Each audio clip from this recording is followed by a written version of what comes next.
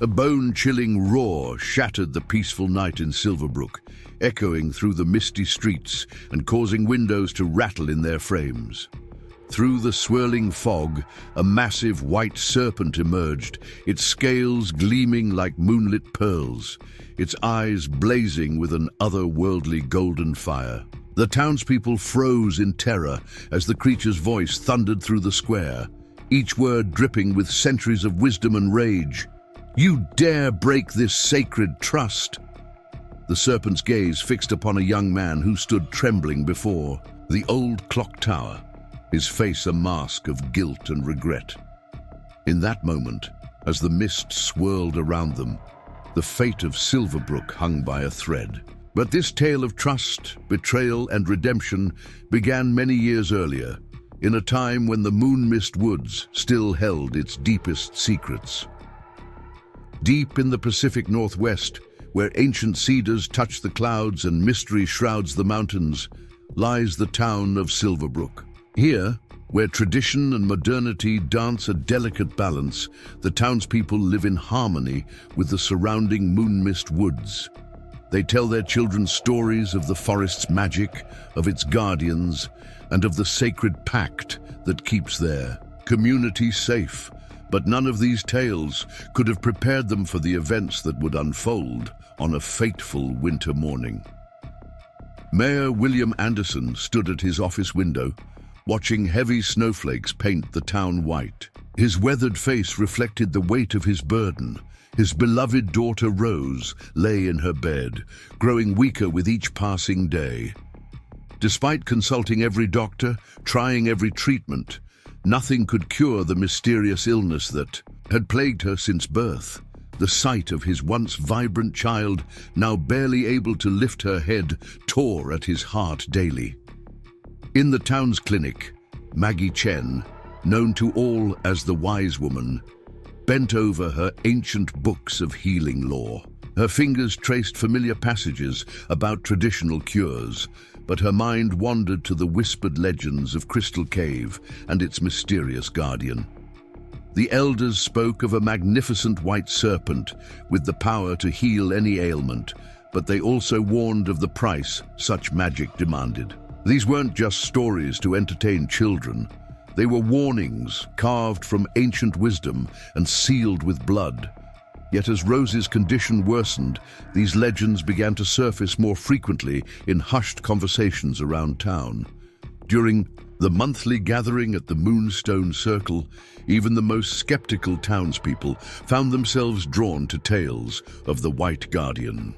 They spoke of a being of immense power, neither fully spirit nor fully creature, who protected the delicate balance between the human world and the forest's magic. Deep within Moonmist Woods, far from human eyes, another story was unfolding. In the hidden grove near Crystal Cave, where quartz formations caught the moonlight like frozen stars, the white guardian known as Luna rested her massive coils on the cool earth. Her golden eyes, filled with ancient wisdom, surveyed her domain. For centuries, she had maintained the balance, watching generations of Silverbrook's inhabitants live and die, keeping the old ways alive through her presence. But this night was different. As she patrolled the boundaries of her territory, a sound caught her attention, a sound that would change everything. A baby's cry, weak but persistent, echoed through the misty woods. Following the sound, Luna discovered a small bundle tucked beneath the roots of an ancient cedar. Inside, a baby boy lay struggling for warmth, his tiny face red from crying. A note pinned to his blanket simply reading, "His name is Lucas." Luna's heart, though different from human hearts, stirred with an emotion she hadn't felt in centuries. Without hesitation, her form began to shift, scales melting into skin, until Diana Morgan stood in place of the great serpent. With gentle hands, she lifted the child, cradling him close to her warmth. "You're safe now, little one," she whispered, her voice carrying the ethereal quality of her true nature. "I will protect you." Years passed like leaves in a stream, and Lucas grew, strong under Diana's care. She taught him the ways of the forest, how to read the weather in birdsong, find healing herbs among the moss, and respect the delicate balance of nature. Their home in Crystal Cave, while strange by human standards, was filled with love and wonder. Diana would shift between her forms. Sometimes the beautiful woman with mysterious golden eyes, sometimes the magnificent white serpent, but always Lucas's protector and guide. Yet as Lucas grew into a young man, questions began to stir in his heart. During their walks through the woods, he would pause at the forest's edge, watching the distant lights of Silverbrook with growing curiosity. Diana noticed these moments, recognizing the familiar pull of human connection that called to her adopted son.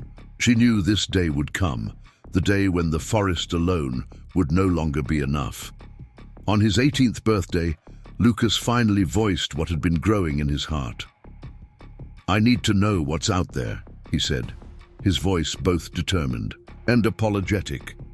"I need to understand where I come from." Diana's golden eyes met his, seeing not just the child she had raised, but the man he had become.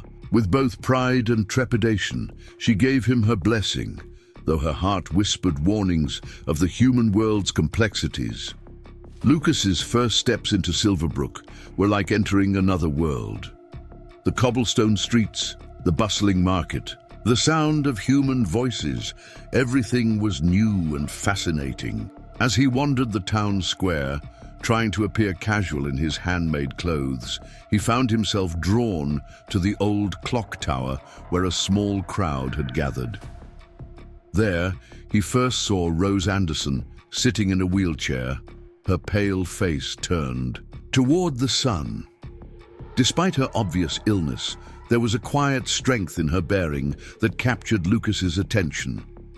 Day after day, Lucas returned to town, learning its rhythms, making careful connections. He learned of Rose's condition, of the town's desperate search for a cure, of Mayor Anderson's willingness to try anything to save his daughter. And with each visit, the weight of his knowledge grew heavier. He knew of Luna's healing powers, knew the legends were true, but he also knew the sacred trust that bound him to silence. Yet as he watched Rose grow weaker, as he saw the pain in her father's eyes, the temptation became unbearable.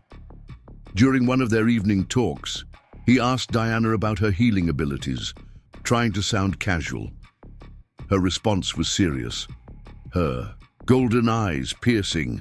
"My power comes with a price, Lucas. It's not meant for human use. There are consequences to disturbing the balance." But Lucas couldn't forget Rose's suffering. In the moment that would haunt him forever, he made his choice. He approached Mayor Anderson with a story of hope, speaking of the White Guardian, of healing powers, of a chance for Rose. The mayor, desperate for any possibility of saving his daughter, gathered a hunting party led by James Cooper. Lucas's betrayal was set in motion. The confrontation in Crystal Cave was brief but devastating. Diana, sensing Lucas's approach, emerged in her human form, trust shining in her golden eyes. The moment she saw the armed men, understanding dawned on her face. The look she gave Lucas carried centuries of disappointment. As the hunters moved to capture her, she transformed into her serpent form, not to fight, but to fulfill the prophecy that had been written long ago. What happened next would be spoken of in Silverbrook for generations. The White Guardian's power, when taken by force, carried a terrible price. Rose's healing was miraculous but momentary. As the town celebrated her recovery, her body began to change, taking on the form of a white serpent herself. The transformation was the forest's response to the broken trust, a reminder that magic cannot be stolen without consequences. Lucas, banished from both town and forest, wandered the misty borders of Moonmist Woods. The weight of his choices pressed upon him like a physical burden. He had lost everything: his home, his mother's trust, and any chance of belonging to either world. In quiet moments he would hear Diana's voice in the wind. Every choice carries power, every betrayal leaves a mark. Years later, travelers passing through Silverbrook would hear whispers of two white serpents seen in the depths of Moonmist Woods, one ancient and wise, the other young and learning. They say that on quiet nights, when the moon is full and the mist rolls in from the mountains, you can hear them speaking to each other in voices that sound almost human, sharing secrets of forgiveness and redemption that only they can understand. If you enjoyed this tale of trust, transformation, and the price of betrayal, don't forget to hit that subscribe button, ring that notification bell to ensure you never miss our next story of mystery and magic. Share this video with someone who appreciates the power of choices and the complexity of love. Until next time, remember that every action carries weight, and every choice shapes not just our future, but the lives of those around us. Morning mist clung to the streets of Silverbrook like a gentle veil, wrapping the town in its mysterious embrace.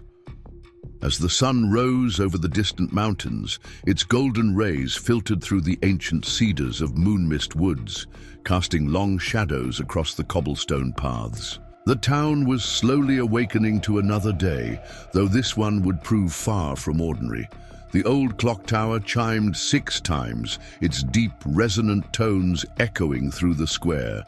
Margaret Chen, known throughout Silverbrook as the Wise Woman, was already awake, tending to her garden of medicinal herbs. Preparing and narrating this story took us a lot of time, so if you are enjoying it, subscribe to our channel. It means a lot to us. Now back to the story. Her weathered hands moved with practiced precision among the plants, selecting leaves and flowers with careful consideration. The morning dew still clung to the sage and lavender, filling the air with their soothing fragrances. Inside the mayor's residence, William Anderson sat at his daughter's bedside, watching Rose's shallow breathing. The room was filled with fresh flowers, their sweet scent attempting to mask the underlying smell of illness that had become all too familiar. Sunlight streamed through the lace curtains, highlighting the paleness of Rose's face and the dark circles under her eyes. Despite her condition, she managed a weak smile for her father. "The birds are singing today," Rose whispered, her voice barely audible above the morning sounds drifting through the open window. "They sound happy." Will squeezed her hand gently, marveling at how she could find joy even in her darkest moments. 20 years as Silverbrook's mayor had taught him how to handle nearly any crisis, but his daughter's mysterious illness left him feeling helpless and lost. Throughout the town, life was stirring. The bakery on Cedar Street filled the air with the scent of fresh bread, while children's laughter echoed from the schoolyard. Thomas Reed, one of the town's deputies, made his morning rounds, tipping his hat to Mrs. Henderson as she swept her front porch. The normalcy of these morning rituals belied the undercurrent of worry that had taken root in Silverbrook since Rose's condition began to worsen. At the edge of town, where the cobblestone streets gave way to dirt paths leading into Moonmist Woods, James Cooper checked his hunting gear. The morning light caught the silver badges on his uniform, creating brief flashes of brilliance. As head of Silverbrook's small security force, he took his duty to protect the town seriously. Lately, there had been strange tracks at the forest's edge and whispers of movement in the shadows that didn't match any known animal. The monthly town gathering was approaching, and preparations were already underway in the square. Colorful banners were being hung between lampposts, and the stone circle at the center was being cleared of fallen leaves. These gatherings had been a tradition since Silverbrook's founding, a time when the community came together to share news, make decisions, and keep the old stories alive. In her clinic, Maggie Chen arranged her bottles of tinctures and healing potions, each carefully labeled in her precise handwriting. Her thoughts kept returning to the ancient texts stored in the back room, particularly one leather-bound volume that spoke of the White Guardian. The book contained detailed drawings of a magnificent serpent with scales like moonlight and eyes of pure gold. According to the legends, the Guardian had protected these lands since before Silverbrook existed, maintaining the delicate balance between the human world and the forest's ancient magic. As the morning progressed, more townspeople filled the streets, going about their daily routines. Sarah Miller opened her small bookshop, carefully arranging a display of local legends and folklore in the window. The morning light caught the gold lettering on one particular volume, The Mysteries of Moonmist Woods. Inside, pages of carefully documented stories told of the forest's magic, of mysterious healings, and of a presence that watched over the land with ancient wisdom. At the school, Michael Hayes, another of the town's deputies, gave his weekly safety talk to the children. The young ones sat cross-legged on the floor, eyes wide as he reminded them about the importance of respecting the forest's boundaries. "Remember," he said, his voice gentle but firm, "the woods are not just trees and animals. They hold secrets older than our town, older than our stories." In her office at the town hall, Emma Sullivan, the town's record keeper, carefully documented the latest strange occurrences reported by residents. Her neat handwriting filled page after page, unusual lights seen deep in the woods, mysterious sounds carrying on the wind, and most intriguingly, sightings of what appeared to be a woman with golden eyes walking among the trees at dusk. The town's history was rich with such mysteries. The original settlers had chosen this location not just for its natural resources, but because they felt a connection to the land itself. They spoke of a presence that welcomed them, of a spirit that blessed their endeavors as long as they respected the ancient ways. These stories were passed down through generations, becoming part of Silverbrook's identity. Near the town's edge, where the last houses gave way to wild meadows, old Martha Davies tended her garden. At 92, she was Silverbrook's oldest resident, and her memories stretched back to times when the town was half its current size. She remembered the stories her grandmother told her about the White Guardian, about the sacred pact between the town and the forest, and about the consequences of breaking that trust. The sun climbed higher in the sky, burning away some of the morning mist, but leaving patches that clung stubbornly to the shadowed places between buildings. In these ethereal spaces, it was easier to believe in the old stories, to imagine that magic still existed in the world, watching and waiting for those who needed it most. Rose's room in the mayor's house had become a gathering place for those seeking to help. Throughout the morning, a steady stream of visitors arrived, townspeople bringing home remedies, children with freshly picked wildflowers, and elders sharing stories of hope and healing.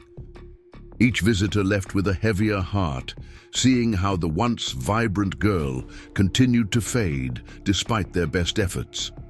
In her clinic, Maggie Chen received an unexpected visitor.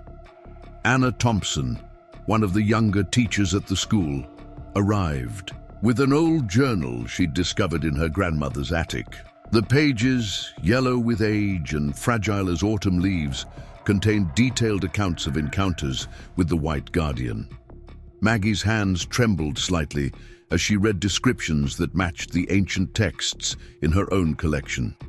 As noon approached, the town gathered for their weekly market day.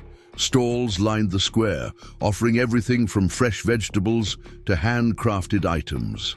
The air was filled with the sounds of haggling and friendly conversation, but underneath ran a current of concern. People spoke in hushed tones about Rose's condition, about the strange occurrences in the woods, and about the old legends that seemed more relevant with each passing day. William Anderson made his way through the market, acknowledging greetings with a distracted nod. His mind was occupied with a decision he'd been wrestling with for weeks. The traditional medicines weren't working, the best doctors had no answers, and his daughter's time was running out.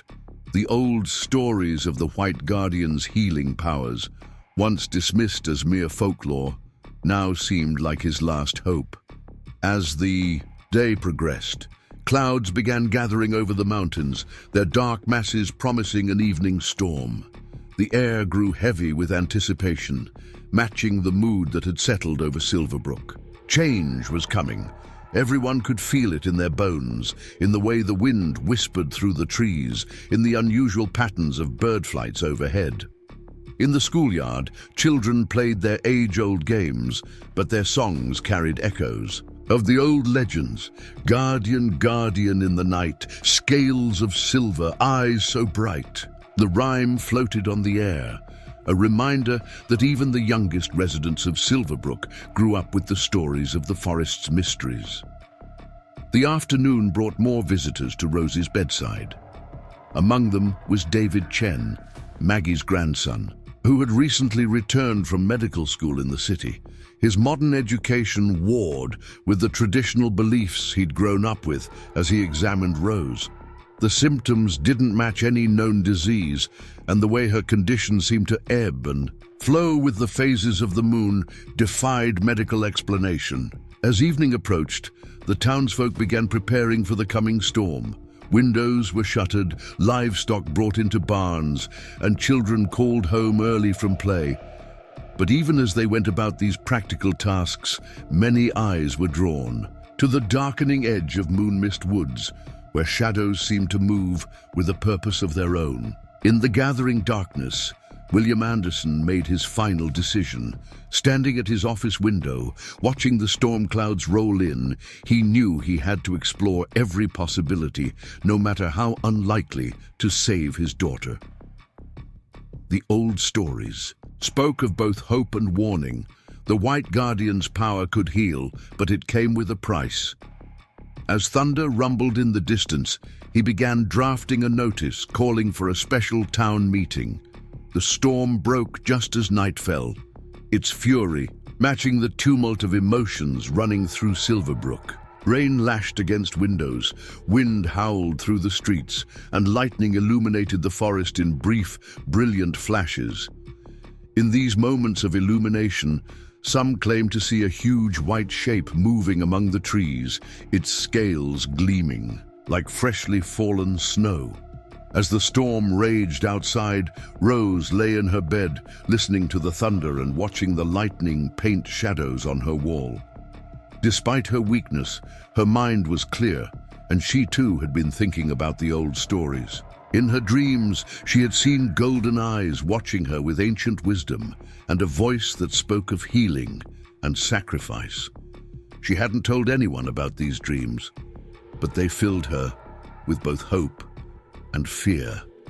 The storm continued through the night, its wild energy matching the changing tide of events in Silverbrook. Something ancient was stirring in Moonmist Woods, something that would soon bridge the gap between legend and reality. The town stood on the brink of a transformation that would challenge everything they thought they knew about their home and its mysterious guardian. Dawn broke over Silverbrook with an unusual stillness. The storm had passed, leaving behind a world washed clean and somehow changed. Puddles reflected the pale morning sky like scattered mirrors, and the air held the sharp, clean scent of rain-soaked cedar. But beneath this peaceful surface, a shadow was growing, a challenge that would test the town's strength and change its destiny forever. Rose Anderson's condition took a dramatic turn that morning. The sound of breaking glass shattered the quiet as a cup slipped from her trembling hands, bringing her father running to her room. William found his daughter struggling to breathe, her skin pale as moonlight, her lips tinged with blue. Her eyes, usually bright despite her illness, had taken on a strange silvery sheen that sent chills down his spine. Maggie Chen arrived within minutes, her healing bag clutched tightly in her weathered hands. The wise woman's usual calm demeanor cracked slightly as she examined Rose, noting symptoms she'd never encountered in all her years of healing. The girl's pulse fluttered like a trapped bird, and her skin felt cool to the touch despite the warm morning. Most alarming were the faint, scale-like patterns that seemed to shimmer just beneath the surface of her skin, when the light hit it at certain angles. The news spread through Silverbrook like wildfire. By mid-morning, a crowd had gathered in the town square, their worried whispers creating a low hum that seemed to vibrate through the cobblestones. Sarah Miller closed her bookshop early, heading straight to the town archives, where Emma Sullivan was already pulling out ancient records, searching for any mention of similar symptoms in the town's history. Inside the mayor's home, David Chen worked alongside his grandmother, combining his modern medical knowledge with her traditional healing ways. They tried every remedy they could think of: herbal tinctures, modern medicines, healing chants passed down through generations. Nothing seemed to help. If anything, Rose's condition appeared to be accelerating, the silvery sheen in her eyes growing stronger with each passing hour. James Cooper and his deputies established a perimeter around the mayor's house, keeping the growing crowd of concerned townspeople at a respectful distance. The tension in the air was palpable, thick as the mist that still clung to the edges of Moonmist Woods. Something was happening in Silverbrook, something that went beyond ordinary illness and ventured into the realm of the town's oldest legends. At the school, children pressed their faces against windows, watching as more and more adults gathered in the square. Their teacher, Anna Thompson, tried to maintain some semblance of normalcy, but even she found her attention drawn to the unusual. Events unfolding. The old rhymes about the White Guardian seemed to take on new meaning as she heard the children whisper them during their lessons. By afternoon, the town council had convened an emergency meeting in the old town hall. The massive oak table, scarred and smoothed by generations of decision-makers, groaned under the weight of ancient texts and medical records spread across its surface. Martha Davies, despite her advanced age, had insisted on attending, her voice carrying clearly as she recounted stories passed down from her grandmother's grandmother. The air in the council chamber grew thick with tension as William Anderson described his daughter's condition. The mayor's voice cracked with emotion as he detailed the strange symptoms, the mysterious patterns on her skin, the silvery sheen in her eyes. When he finished speaking, silence fell over the room, heavy with the weight of unspoken fears and half-remembered legends. Outside, the weather seemed to reflect the town's growing unease. Clouds gathered once again, not storm clouds this time, but a strange, pearlescent mass that cast an otherworldly light over Silverbrook. The wind carried whispers through the trees, sounds that might have been words in a language too old for human ears to understand. In her clinic, Maggie Chen pored over the journal Anna Thompson had brought her, her fingers tracing the faded ink of illustrations that depicted similar symptoms to Rose's. The accounts spoke of a connection between such manifestations and the forest's ancient magic, of a price demanded for disrupting the natural order. Each page seemed to lead her closer to a truth she wasn't sure she wanted to face. As evening approached, Rose's condition continued to deteriorate. The scale-like patterns had spread, now clearly visible across her shoulders and down her arms. Her breathing had grown more labored, and she drifted in and out of consciousness. In her lucid moments, she spoke of strange dreams, of golden eyes watching from the darkness, of a voice that sang with the wisdom of ages, of a choice that waited in the shadows of Moonmist Woods.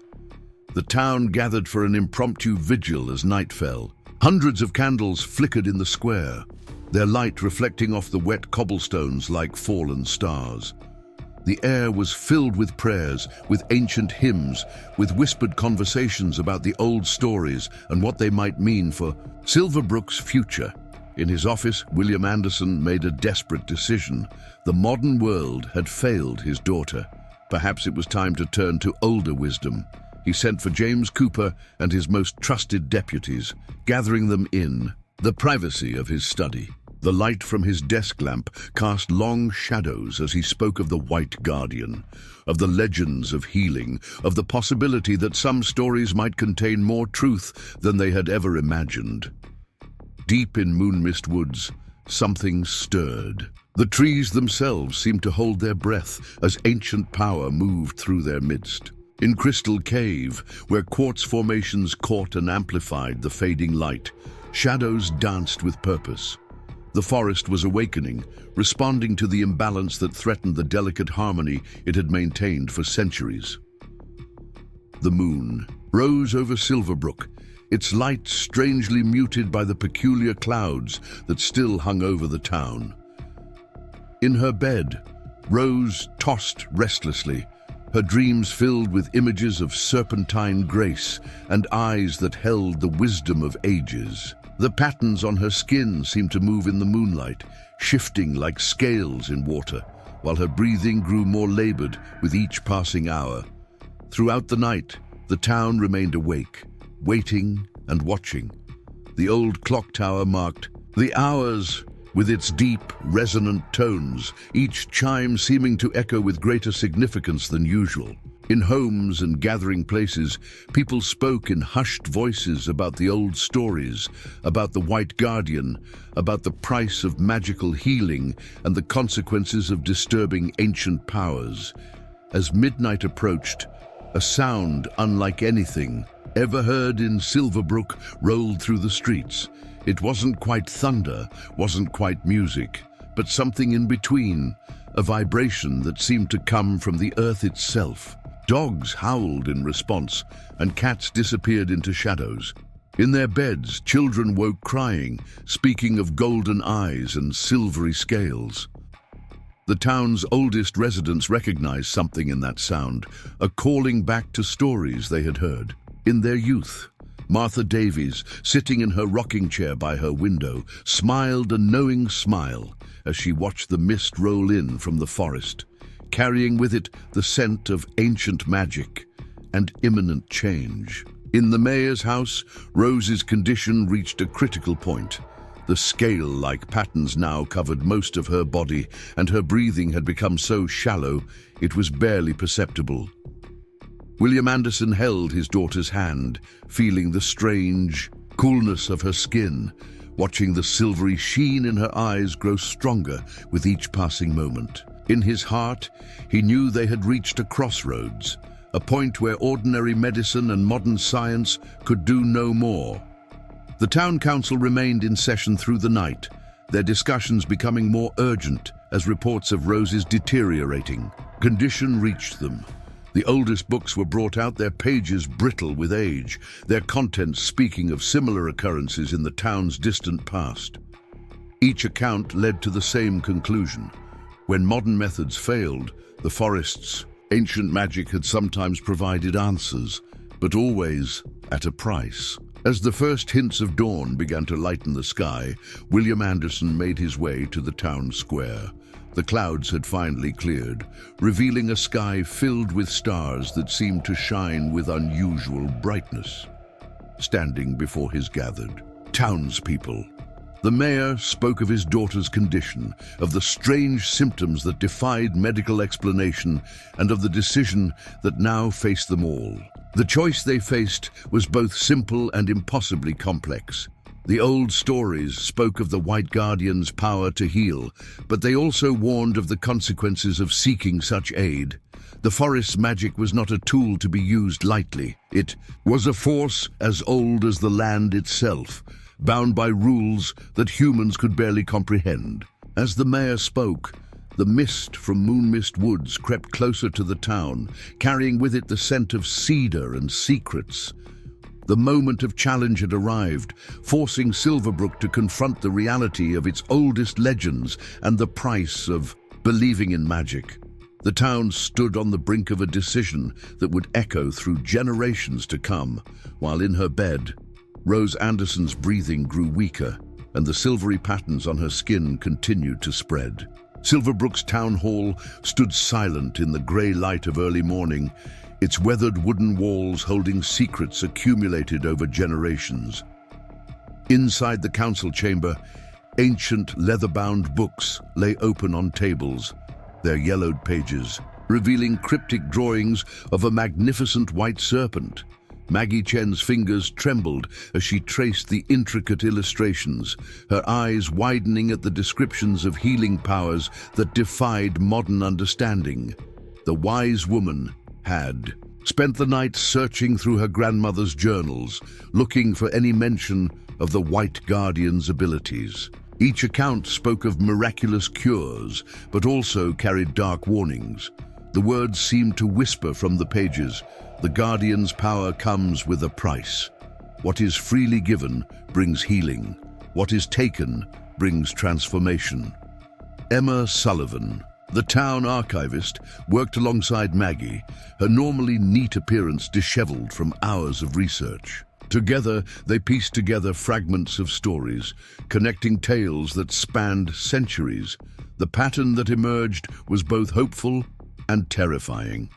The White Guardian's healing powers were real, documented through generations of Silverbrook's history, but every instance of forced help had led to unexpected consequences. David Chen paced the chamber, his medical training warring with the evidence before him.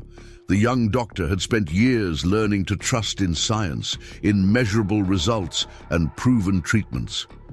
Now he found himself considering possibilities that went beyond anything taught in medical school.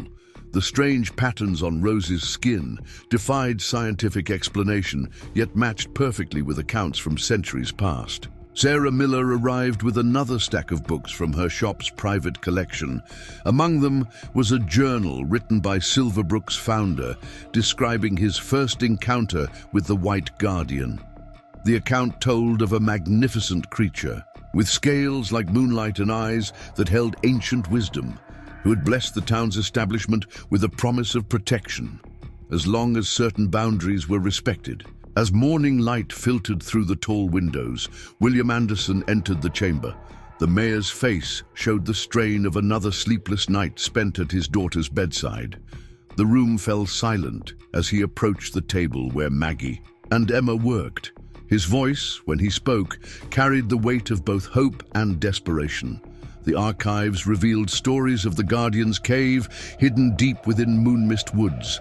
Each account described it differently. Some spoke of crystal, formations that caught and amplified moonlight. Others of an underground stream whose waters sang with magical properties. But all agreed on one crucial detail.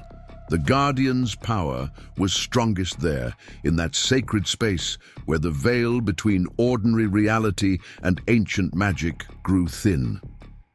Anna Thompson discovered a children's book, its pages filled with colorful illustrations of the White Guardian. The simple rhymes contained warnings wrapped in nursery verse. "Seek not the serpent's golden gaze, unless your need be true and grave. For magic given freely heals, but magic taken marks the soul." The teacher realized these childhood songs carried deeper wisdom than anyone had suspected. Outside the town hall, James Cooper organized his deputies for an expedition into Moonmist Woods.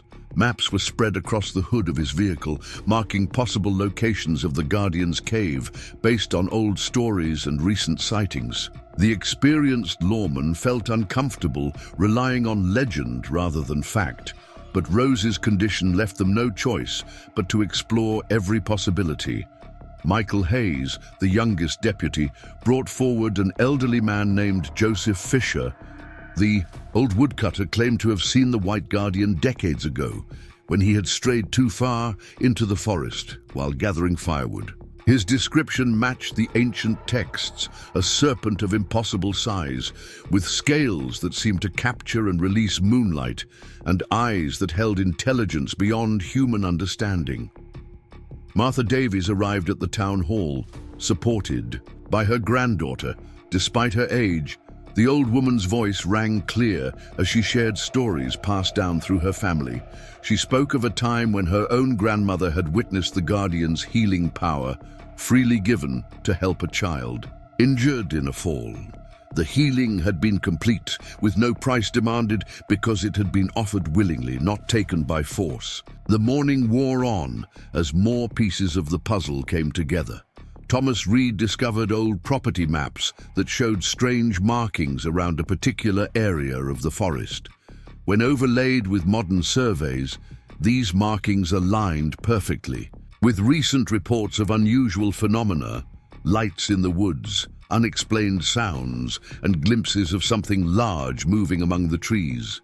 In her clinic, Maggie Chen prepared healing herbs and poultices, not because she believed they would cure Rose, but because they connected her to generations of healers who had come before.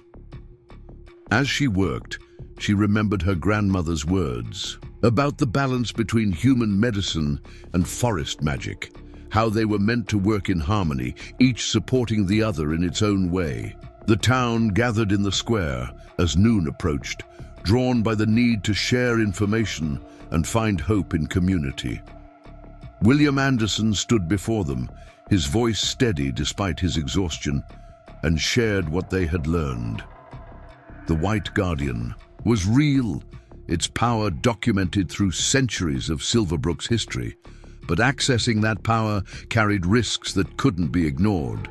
Sarah Miller read aloud from the founder's journal, describing how the Guardian had appeared to the first settlers, offering protection and healing in exchange for respect of the forest's ancient ways. The agreement had been sealed with a promise.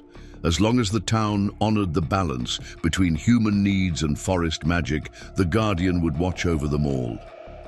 The afternoon brought more discoveries. Emma Sullivan found references to a sacred spring near the Guardian's cave, whose waters were said to amplify magical healing. The descriptions matched a water source that James Cooper's grandfather had mapped decades ago, providing another piece of evidence that the legends had roots in reality. As the sun began its descent, the town council reached a decision. They would send a small group into Moonmist Woods to seek the Guardian's help. The mission would be dangerous, the forest paths were treacherous, and the Guardian's response to their request was uncertain. But with Rose's condition worsening by the hour, they had no other choice. William Anderson insisted on leading the expedition himself. James Cooper would accompany him, along with Thomas Reed and Michael Hayes. Maggie Chen would join them, her knowledge of healing and ancient lore potentially crucial to their success. The rest of the town would maintain a vigil, keeping candles, lit through the night as a beacon to guide them home. The preparation for the journey took on an almost ritual quality. Maggie Chen gathered specific herbs mentioned in the old texts, while James Cooper selected equipment that would help them navigate the dense forest. Maps were studied, routes planned, and supplies packed with careful attention to the smallest detail. As evening approached, Anna Thompson led the school children in singing the old songs about the White Guardian. The familiar rhymes took on new meaning now, their warnings and wisdom clear in the fading light. The entire town seemed to hold its breath, waiting to see if ancient magic could succeed where modern medicine had failed. The expedition team gathered at the forest's edge as sunset painted the sky in shades of gold and purple. William Anderson carried a small vial of water from the town's original well, mentioned in the texts as a symbol of the pact between Silverbrook and the Guardian. James Cooper checked his equipment one final time, while Maggie Chen quietly recited prayers taught to her by her grandmother. The forest seemed to watch their preparations, its ancient trees standing silent sentinel as darkness gathered beneath their branches. The air grew thick with anticipation, carrying the scent of cedar and secrets.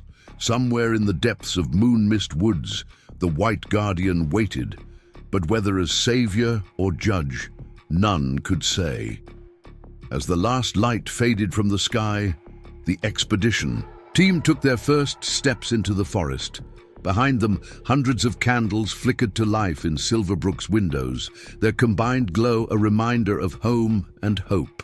Before them stretched the unknown, a path into legend and mystery, where ancient magic held both the power to heal and the potential to transform. The town held its collective breath as the small group disappeared into the gathering darkness. In her bed, Rose Anderson stirred restlessly, the silvery patterns on her skin glowing faintly in the candlelight. The next few hours would determine not just her fate, but the future of Silverbrook itself, a future balanced precariously between the modern world and the ancient magic that had always been part of the forest's very essence. Moonlight filtered through the dense canopy of Moonmist Woods, casting ethereal shadows on the forest floor. In a clearing near Crystal Cave, Diana Morgan stood motionless, her golden eyes reflecting centuries of memories. The night air carried whispers of the past, stories that had shaped both her existence and the fate of Silverbrook. As she gazed at the stars peeking through the branches above, her mind drifted to a time long ago when her story first began.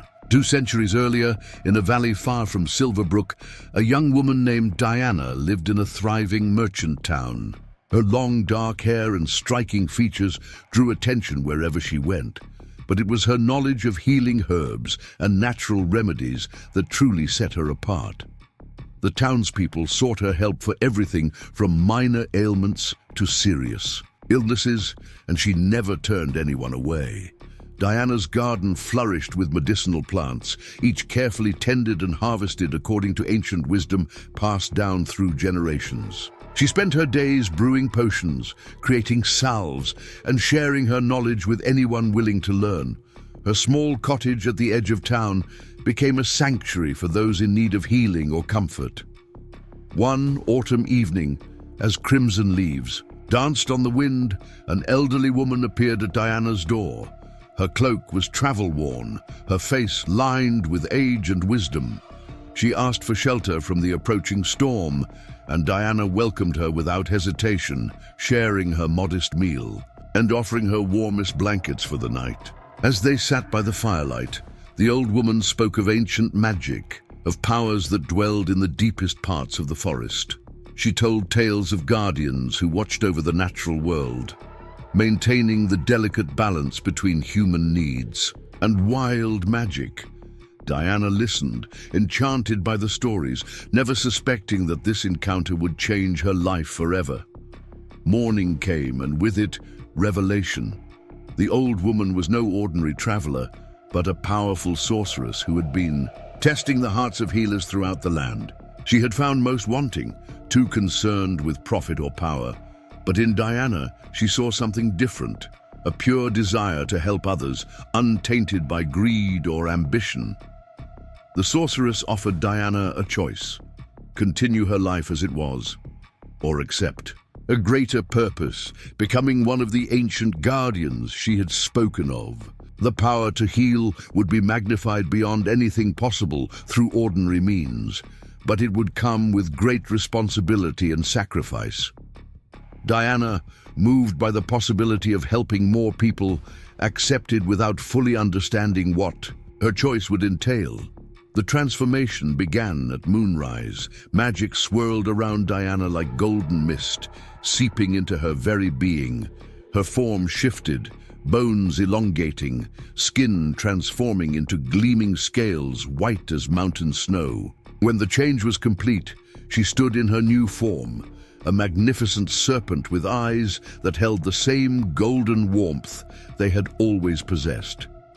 The sorceress explained the terms of Diana's new existence.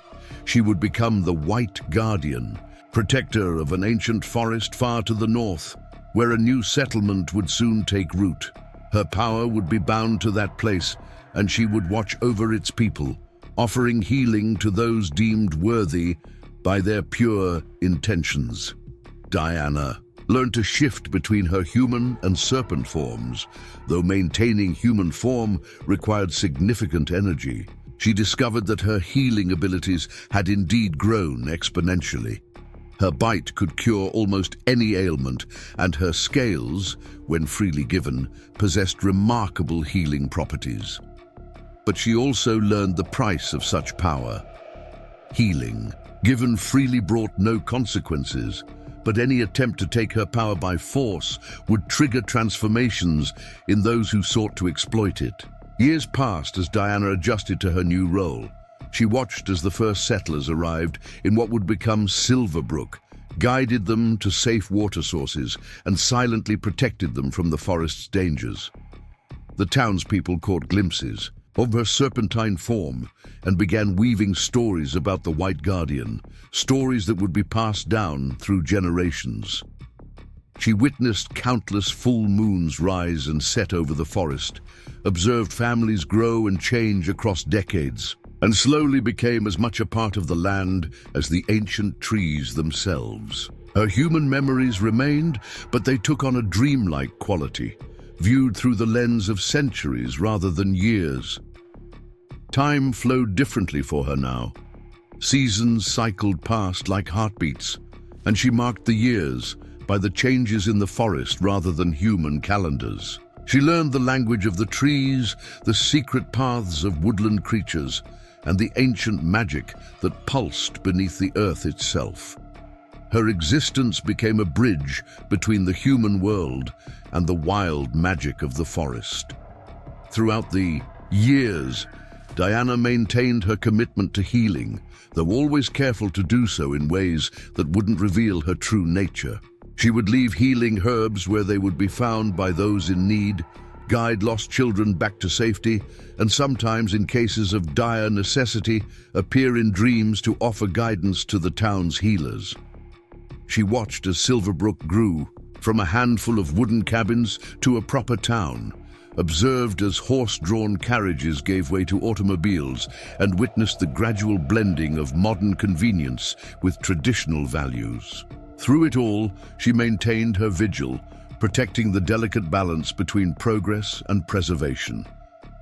Yet despite her power and longevity, Diana experienced profound loneliness.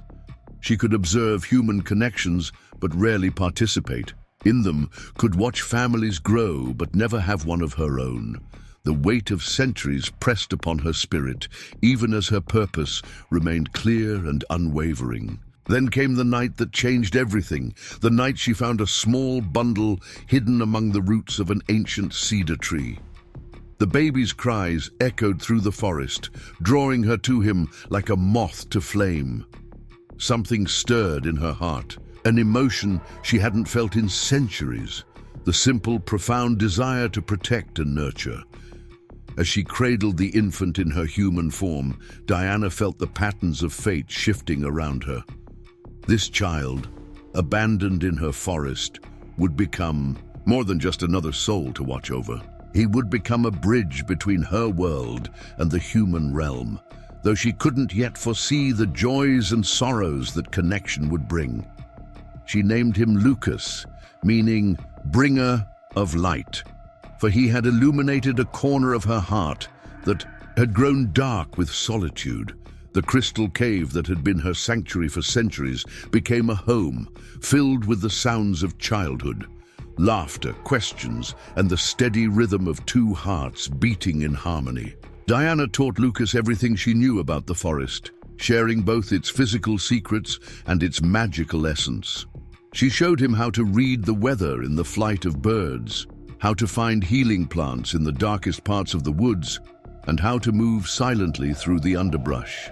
More importantly, she taught him about balance, the delicate equilibrium between taking and giving, between human needs and natural law. As Lucas grew, Diana found herself experiencing life anew through his eyes. His wonder at discovering a new flower, his joy in climbing the ancient trees, his curiosity about the world beyond the forest. All of it reminded her of her own human past, of the simple pleasures she had almost forgotten during her centuries of guardianship. Yet with this joy came fear of loss, of betrayal, of the pain that love could bring. Diana knew that Lucas would eventually feel the pull of the human world, would want to explore beyond the boundaries of their forest home. She had seen it countless times over the centuries, the way human hearts yearned for connection, for community, for the company of their own kind. The forest itself seemed to respond to this new dynamic, its magic weaving around both guardian and child in complex patterns. The ancient trees bent their branches to shelter the boy's play, while woodland creatures accepted his presence as if he belonged among them. Even the crystals in their cave home seemed to shine brighter when Lucas was near, As the years passed, Diana found herself facing questions she had never anticipated during her centuries of guardianship. How much should she tell Lucas about her true nature? How could she protect him while allowing him to grow into his own person? How would she handle the inevitable day when he would want to explore the world beyond their forest sanctuary? The answers to these questions would unfold in their own time, shaped by choices yet to be made and circumstances yet to arise. For now, Diana continued her dual role as guardian and mother, watching over both her adopted son and the town that had grown up under her protection, never suspecting how these two aspects of her life would eventually collide in ways that would test every lesson she had learned over her centuries of existence. The moon continued its eternal dance across the sky, casting silver light through the forest canopy, while Diana stood in her clearing, golden eyes reflecting both ancient wisdom and modern love. The past had shaped her, but it was the present, and the choices it would demand, that would determine the future of everything she held dear.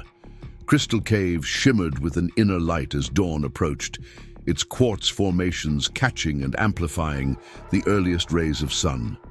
Within its chambers, Lucas sat cross-legged on a smooth stone floor, watching Diana tend to a small garden of phosphorescent mushrooms that provided light during the darkest hours.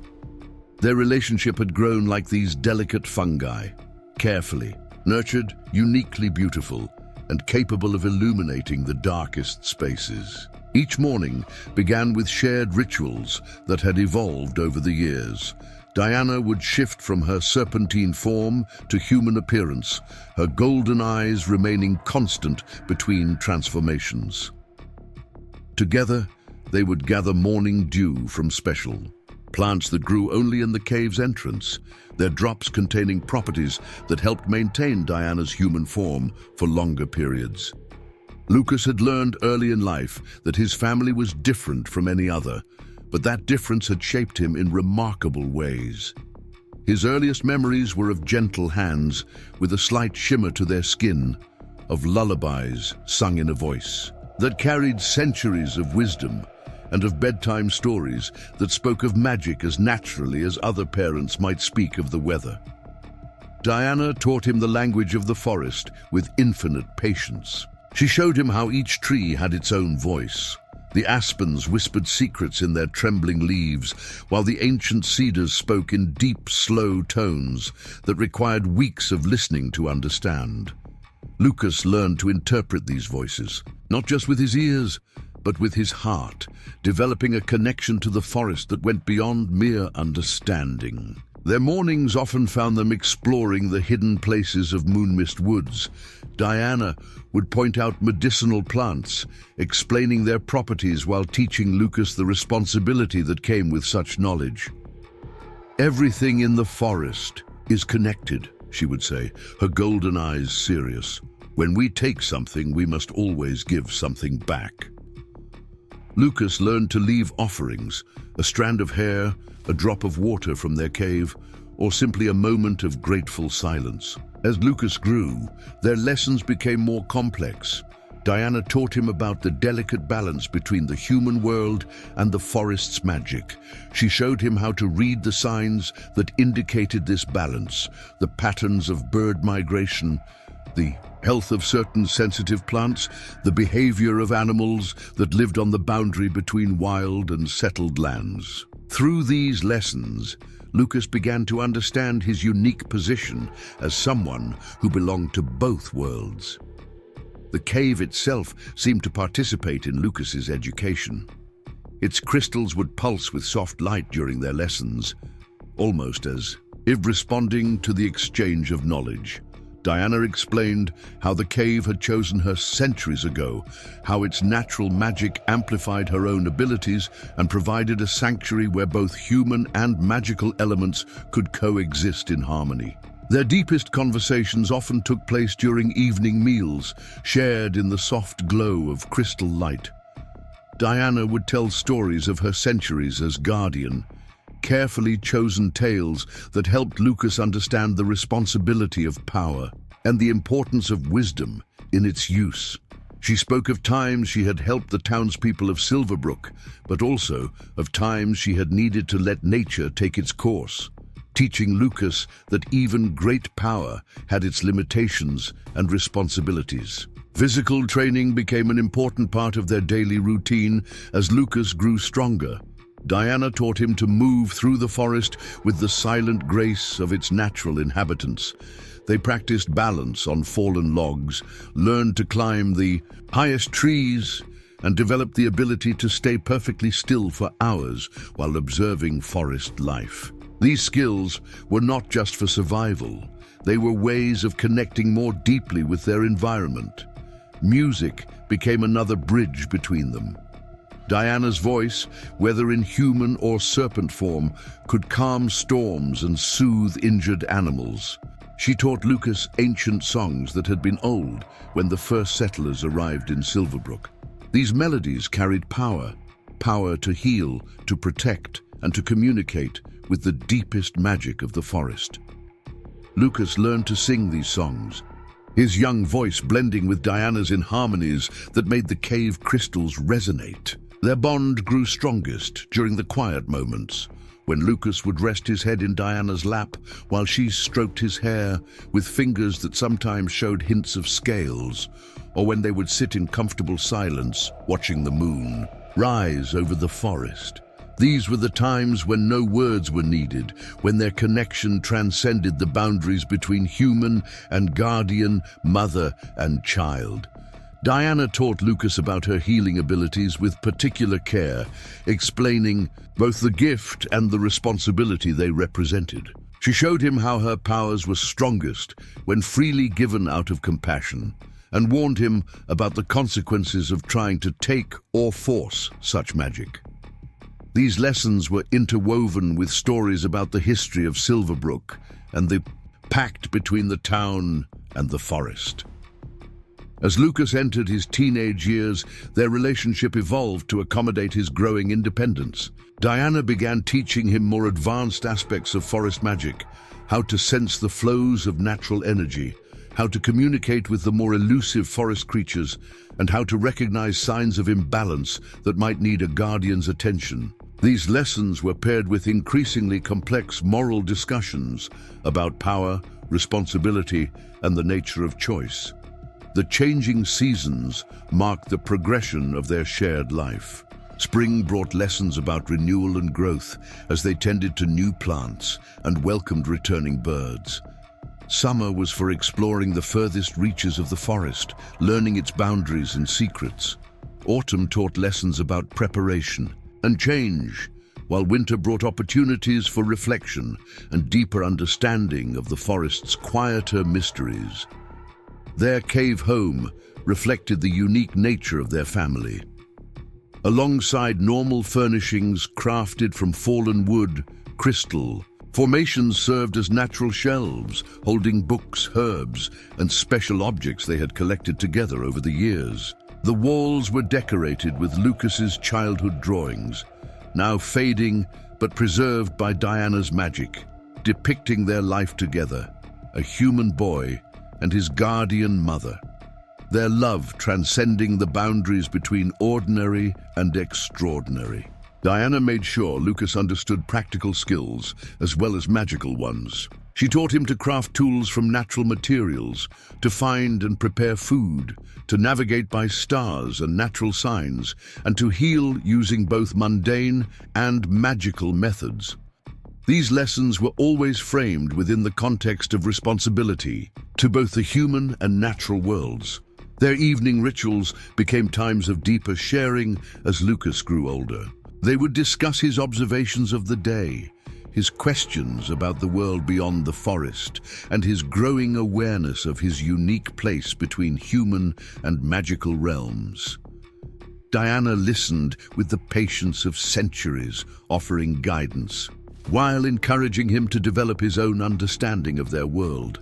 The forest itself seemed to respond to their bond, creating spaces that suited their needs, clearings that appeared just when they needed room to practice physical skills, paths that led to exactly the herbs they were seeking, or sheltered spots that offered perfect views of the stars during astronomy lessons. It was as if the entire woodland had become an extension of their home, responding to the harmony between guardian and child. Through all these experiences, their connection deepened beyond ordinary family bonds. They developed an almost telepathic awareness of each other's feelings and needs. Lucas learned to sense when Diana was worried about disturbances in the forest's balance, while she could tell when he was struggling with questions about his place in the world. Their love grew like the ancient trees around them, deeply rooted, ever reaching upward, and strong enough to weather any storm. Yet as their bond strengthened, Diana remained acutely aware of the challenges that lay ahead. She knew that Lucas would eventually feel drawn to explore his human heritage, to seek connections with the world beyond their forest sanctuary.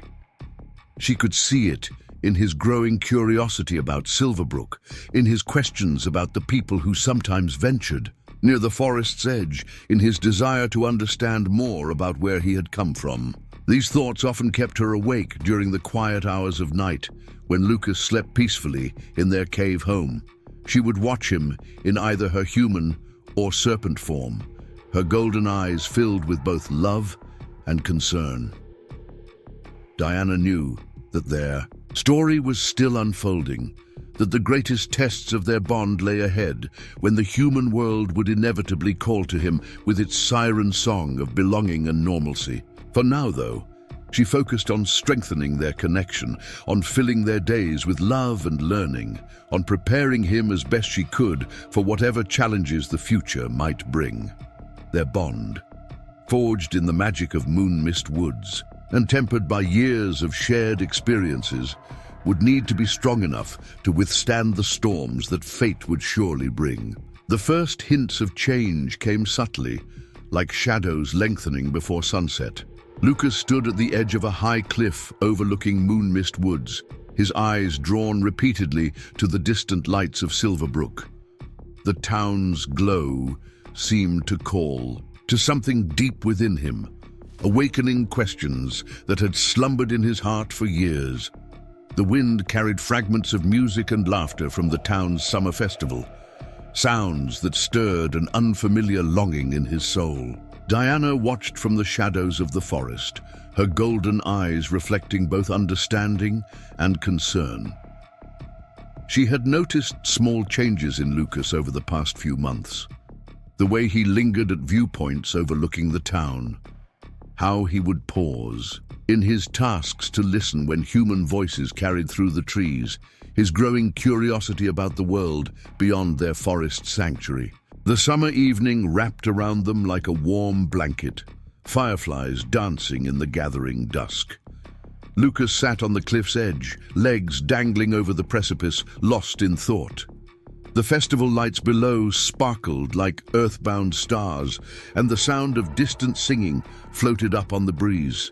Diana approached silently, settling beside him in her human form, her presence both comforting and familiar. "The summer festival," she said softly, her voice carrying centuries of memories. "They've celebrated it since before Silverbrook had a name." She watched Lucas's face carefully, noting how his eyes remained fixed on the distant celebrations. The longing in his expression was something she had seen before, in other eyes across the centuries. The natural human desire for connection, for community, for belonging. Lucas gathered his thoughts before speaking, choosing his words with care. "Do you ever wonder what it's like down there, among them?" His voice carried no accusation, only genuine curiosity and a hint of the confusion that had been growing within him. The questions felt both foreign and natural on his tongue, like a language half remembered from dreams. Diana's heart ached with the inevitability of this moment. She had known it would come, had prepared for it through the years, yet the reality still sent a ripple of anxiety through her ancient soul.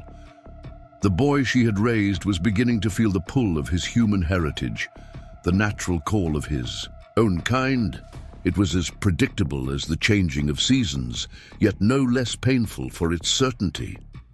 Their conversation drifted through the evening, touching on subjects they had never fully explored before. Lucas asked about the town's history, about its people, about the ways they lived their lives. Diana answered truthfully but carefully, sharing knowledge gathered through centuries of observation while being mindful not to encourage or discourage his growing curiosity. As they talked, the festival below reached its peak. Fireworks burst in the sky, their colorful explosions reflecting off the crystal formations near their cave. Lucas watched in wonder, each burst of light illuminating the questions in his eyes. The celebrations below seemed to represent everything his life in the forest was not: loud, bright, full of human connection and shared joy. The following days brought more signs of change. Lucas began spending more time at the forest's edge, observing the comings and goings of townspeople from hidden vantage points. He collected fragments of their lives, a dropped handkerchief, pages from a wind-blown newspaper, a child's lost toy. Each item seemed to tell a story of the world beyond the trees, a world that increasingly captured his imagination. Diana found him one morning studying his reflection in a still pool, running fingers through his wild hair, examining his clothes made from forest materials. She recognized the look in his eyes, the growing awareness of his difference from the people he watched, the awakening consciousness of his unique position between two worlds. The moment struck her heart like a physical blow, though she kept her expression serene. Their daily routines continued, but subtle shifts became apparent. During their healing lessons, Lucas asked more questions about human ailments and treatments. While gathering herbs, he wondered aloud about how townspeople handled illness and injury without access to the forest's magical resources. Each question carried the weight of deeper curiosity, of growing awareness of the differences between his life and theirs. The forest itself seemed to sense the coming change. Ancient trees whispered more urgently in the wind, their messages, meant for Diana alone, speaking of cycles and seasons, of the natural order of growth and separation. Even the crystals in their cave home pulsed with different rhythms, their light sometimes dimming when Lucas lost himself in thoughts of the world beyond their boundaries. Diana began finding small drawings hidden among Lucas's belongings, sketches of the town, of people he had observed, of normal human life as he imagined it. The artwork spoke of dreams and questions he hadn't yet found the courage to voice, of a growing awareness of his unique position and the choices it might present. Each discovery sent a fresh wave of bittersweet emotion through her heart. The changes manifested in physical ways as well. Lucas started paying more attention to his appearance, attempting to tame his wild hair, adjusting his forest-crafted clothing to more closely resemble what he had seen worn in town. He practiced speaking differently, trying to smooth away the unique cadences he had acquired from years of communication with forest creatures and ancient magic. During their evening meals, new topics entered their conversations.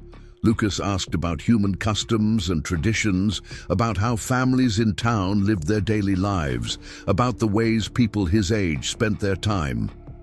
Diana answered as best she could, drawing on centuries of observation, while noting how each answer seemed to feed his growing curiosity rather than satisfy it. Their music changed too. The ancient songs they had always sung together began to incorporate new elements as Lucas experimented with melodies he had heard drifting from town.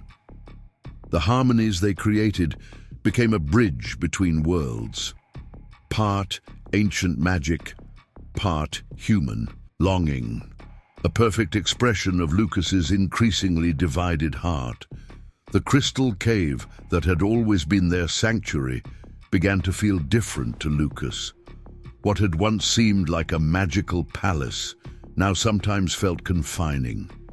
He spent more time in the cave's entrance, gazing out at the forest and the world beyond, his thoughts clearly wandering to places Diana could not follow. Diana found herself sharing more stories of her own past during this time, carefully chosen tales of her human life before becoming the guardian, of the choices and circumstances that had led to her transformation. She hoped these stories would help Lucas understand both worlds better, would give him perspective on the complex relationship between human life and ancient magic. The forest creatures sensed the change in Lucas as well. Animals that had always treated him as one of their own began showing slight hesitation in his presence, picking up on his growing connection to the human world. Birds that had freely perched on his shoulders now watched from slightly greater distances, their songs carrying notes of uncertainty. During their walks through the woods, Lucas began asking more specific questions about Silverbrook's inhabitants. He wanted to know about the mayor and his family, about the town's governance, about how decisions were made and communities functioned. Each question revealed his growing awareness of and interest in human social structures. Diana noticed him practicing human interactions when he thought no one was watching, conducting imagined conversations, experimenting with different ways of walking and standing, rehearsing greetings and responses. These private moments revealed both his yearning to understand human ways and his uncertainty about his ability to navigate them. The changing seasons seemed to mirror Lucas's internal transformation.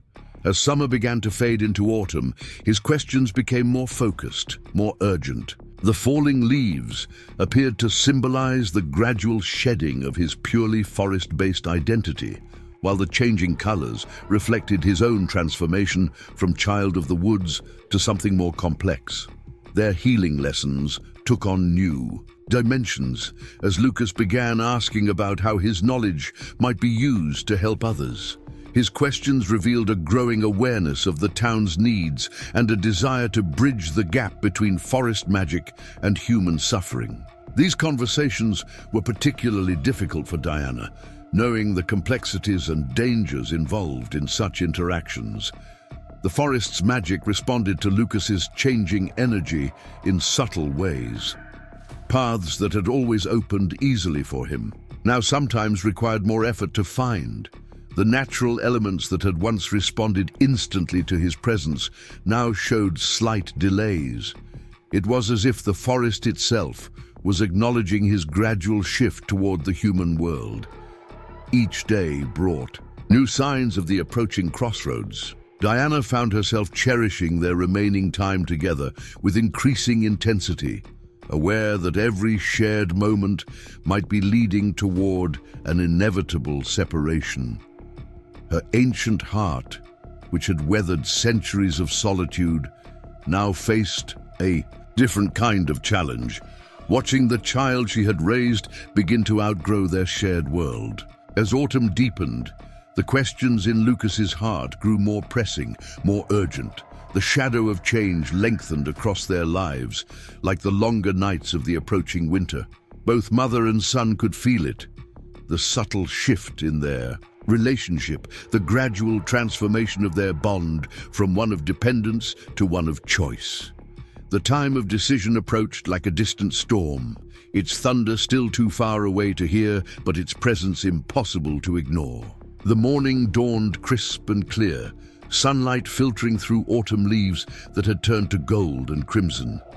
Lucas stood at the entrance of Crystal Cave, his heart heavy with the weight of decision. Behind him lay everything he had ever known, the safety of his forest home, the warmth of Diana's love, the familiar magic that had shaped his life. Before him stretched the unknown, calling with a voice that grew stronger with each passing day. Diana watched from the shadows of the cave, her golden eyes reflecting centuries of wisdom and worry. She had sensed this moment approaching for weeks, had seen it in the restless way Lucas paced their home, in the longing looks he cast towards Silverbrook, in the questions that seemed to consume his thoughts. Now the moment had arrived, and even Her ancient heart trembled at its significance. The forest itself seemed to hold its breath, waiting. The usual morning songs of birds fell silent, while the wind died to a whisper among the leaves. Even the crystal formations in their cave dimmed their usual glow, as if sensing the gravity of the moment. Nature itself appeared to understand that something profound was about to change. Lucas turned to face Diana, his expression a complex mixture of determination and uncertainty. His voice, when he finally spoke, carried the weight of countless sleepless nights spent wrestling with. "This decision, I need to understand who I am," he said softly, each word carefully chosen. "And I can't do that without knowing more about their world." Diana stepped forward into the morning light, her human form shimming slightly at the edges. She had prepared for this conversation, had rehearsed it in her mind through countless lonely nights, yet now that the moment had arrived, she found herself searching for the right words. Her response would shape not just Lucas's decision, but the course of both. Their lives. The morning sun painted shadows across the cave entrance as mother and son faced each other. Diana reached out to touch Lucas's cheek, her fingers carrying a hint of their serpentine nature in their slight iridescence. "The human world has always been part of who you are," she acknowledged, her voice carrying the wisdom of ages. "I've always known this day would come." Their conversation moved deeper into the cave, where crystal formations cast rainbow patterns across the walls. Lucas spoke of his growing need to understand human connections, to experience the world beyond their forest sanctuary. His words tumbled out like a river breaking through a dam, carrying all the questions and yearnings he had held back for so long. Diana listened with the patience of centuries, hearing not just the words Lucas spoke, but the deeper currents of longing and uncertainty beneath them. She understood his need, had seen it countless times in human hearts across the ages. The desire to belong, to understand one's place in the world, was as natural as the changing of seasons. As they talked, memories of Lucas's childhood filled the space between them. Diana remembered the tiny baby she had found, the young boy who had learned the forest's secrets, the young man who now stood before her on the brink of a momentous choice. Each memory carried its own weight of joy and sorrow, of love and impending loss. The discussion turned to practical matters, how Lucas might approach the human world, what he should be careful about, how to protect both himself and the secrets he carried. Diana shared wisdom, gathered through centuries of observing human nature, teaching him one final lesson about bridging the gap between their magical world and the ordinary one he wished to explore. Outside their cave, the forest continued its autumn transformation. Leaves fell like gentle rain, creating a carpet of gold and red on the ground. The seasonal change seemed to mirror their own transition, nature itself providing a backdrop for this crucial conversation about growth and change. Lucas spoke of his observations of Silverbrook, of the lives he had watched from afar, of his growing certainty that he needed to experience that world firsthand. His words carried both excitement and apprehension, hope and fear intertwined like vines around his heart. Each sentence revealed more of the careful thought he had given this decision. Diana shared her own experiences of watching humans across the centuries, offering insights into their nature, their capacity for both great kindness and terrible cruelty, their ability to love deeply and hate fiercely, their potential for both wisdom and foolishness. Her words carried no judgment, only understanding gained through ages of observation. The morning stretched into afternoon as they explored every aspect of Lucas's decision. They discussed how he might introduce himself to the town, what story he could tell about his origins, how to protect the sacred secrets of their forest home while building connections in the human world. Each detail required careful consideration. Each choice carried its own risks and possibilities. crystal cave seemed to respond to their conversation, its formations pulsing with subtle lights that reflected the emotional currents flowing between mother and son. The ancient magic that had witnessed Lucas's growth from infant to young man now bore silent witness to this pivotal moment in his journey. Diana spoke of the challenges Lucas would face, the questions he would need to answer, the adjustments he would have to make, the careful balance he would need to maintain between his two worlds. Her warnings came not from a desire to discourage him, but from a deep need to protect him as he ventured into unknown territory. As the sun began its westward journey, their discussion turned to the deeper implications of Lucas's choice. Diana explained how his decision would affect not just his own life, but the delicate balance between human world and forest magic that she had maintained for centuries. His actions in Silverbrook would have ripples that could affect both realms. Lucas listened intently, understanding for the first time the full weight of his decision. He began to see how his choice would impact not just his own future, but Diana's as well, and potentially the future of Silverbrook itself. Each realization added another layer of complexity to his decision, another weight to the responsibility he would carry. The afternoon light filtered through the cave entrance, creating long shadows that seemed to reach toward them like questioning fingers. Diana shared more specific warnings about the consequences of revealing too much about forest magic to the human world. She spoke of past instances where such revelation had led to tragedy, her golden eyes dark with remembered sorrow. Their conversation touched on the topic of Diana's healing powers and the strict rules that governed their use. Lucas needed to understand the dangers of humans discovering this ability, the centuries of wisdom behind the careful limitations placed on magical intervention in human affairs. Each explanation added another layer to his understanding of the delicate balance he would need to maintain. As evening approached, they reached the heart of the matter, the final decision and its immediate implications. Lucas would need to create a new identity for himself, learn to navigate human social structures, and maintain the secrets of his forest upbringing. Each aspect required careful planning and consideration. Diana's heart ached as she watched Lucas process everything they had discussed. She could see in his eyes the same determination that had marked his character since childhood, now focused on this new challenge. Her ancient soul recognized the inevitability of this transition, even as her mother's heart struggled to accept it.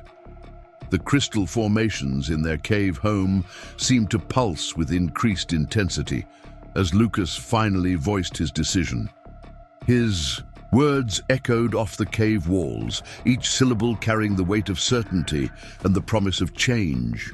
The moment hung in the air like the last note of an ancient song, vibrating with significance. As darkness began to gather outside their cave, mother and son sat together in the gentle crystal light, both understanding that everything would be different after this day.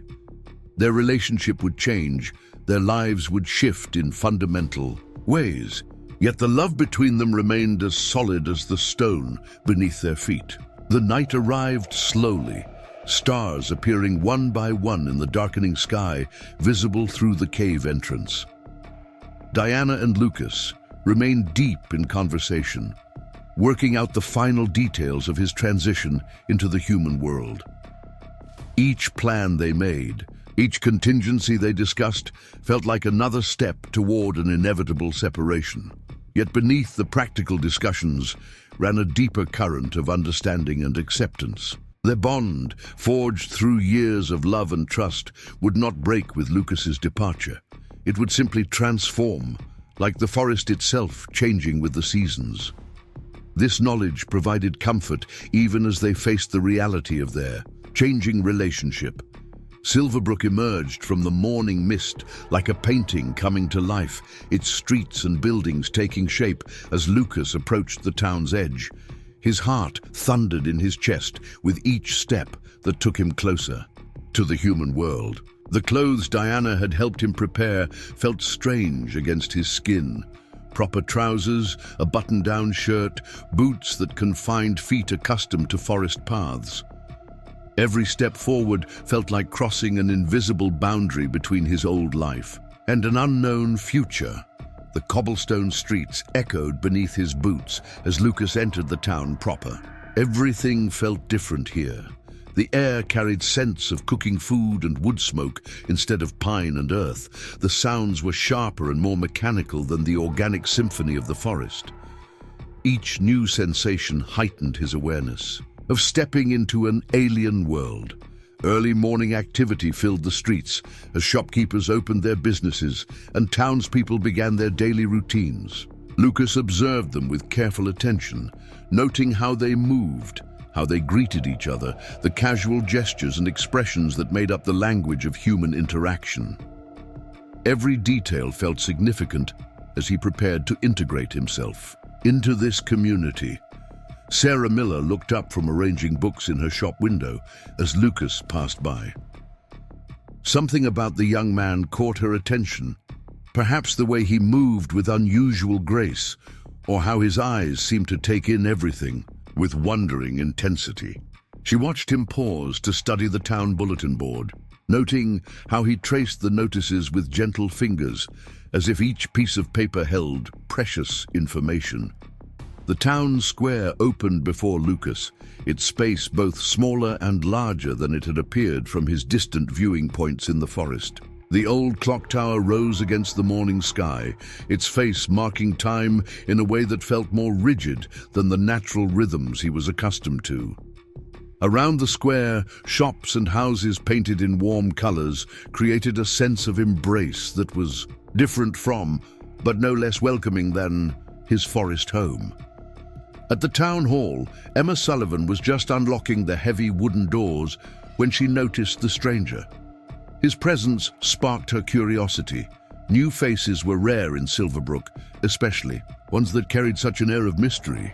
She watched as he studied the building's architecture with obvious fascination, his gaze lingering on the intricate carvings that decorated the entrance. Lucas had rehearsed his story carefully with Diana.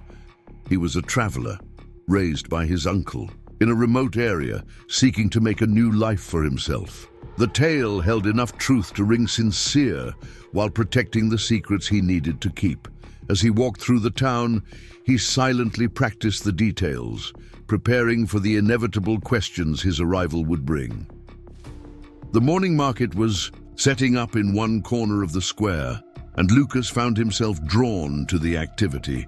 Vendors arranged displays of vegetables, breads, and handcrafted items, creating a tapestry of colors and textures that captured his attention. The interactions between buyers and sellers fascinated him.